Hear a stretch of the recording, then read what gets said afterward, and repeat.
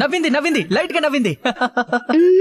Light గా నవ్వింది, పక్కగా నవ్వింది కాదు.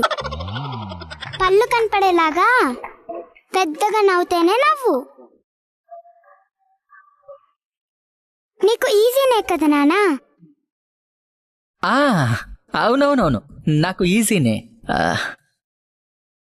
సరే, అలాగైతే కవిత చెప్తాను, సరేనా?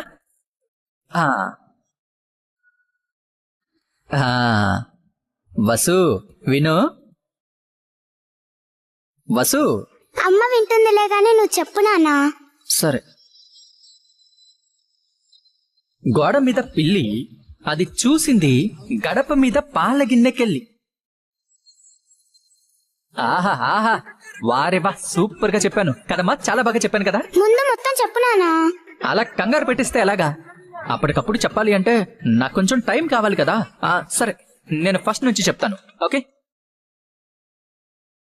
గోడ మీద పిల్లి, అది చూసింది గడప మీద గిన్నెకెళ్ళి. ఆ గిన్నెలో పడింది ఒక బక్క చిక్కిన బల్లి. అది అరిచింది చూడండి, బల్లి బల్లి జిల్లి, బల్లి జిల్లి, బల్లి జిల్లి, బల్లి జిల్లి, బల్లి జిల్లి. అయ్యో పాపం, బల్లికి కన్నీరు. దాన్ని చూసి నవ్వలేదా మనసున్న మీరు? నవ్వు లేని ముఖం అది, ఉప్పు లేని పప్పు లాంటి గందరగోళం. కాబట్టి బల్లి కోసం, ఆ పిల్లి కోసం నా మొహం చూసి ఒక్కసారి నవ్వు వసు, ప్లీజ్ ప్లీజ్. ఇదిగో, నవ్వకపోతే ఆ బల్లి వచ్చి నువ్వు తాగే కాఫీలో పడుతుంది.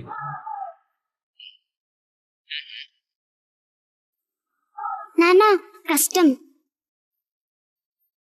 ఓడిపోయానని ఒప్పుకో నానా. మా వసు గెలిచిందని ఒప్పుకో.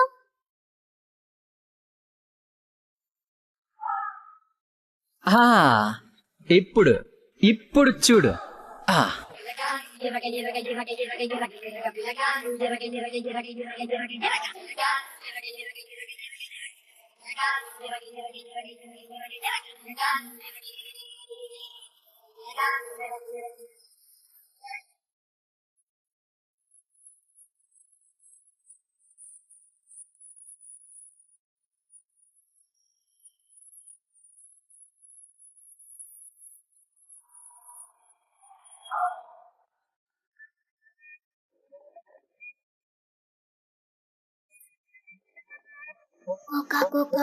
కడితే కొరకొరమంటూ చూస్తారు, పుట్టి పుట్టి కౌనే వేస్తే పట్టి పట్టి చూస్తారు.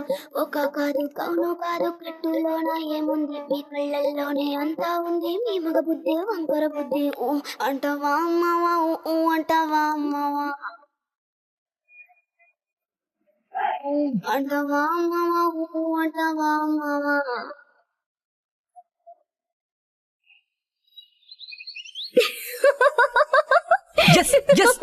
నేను గెలిచాను, నేను గెలిచాను. నానా, నువ్వు ఆడపిల్లలాగా బాగా చేసావే. మీరు నవ్వుకోవాలని ఇలా ప్లాన్ చేశాను, దీన్ని మరీ హైలైట్ చేయకండి. సరేలే. అమ్మా, ఇప్పుడు నాన్నని నవ్వించాలి మనం.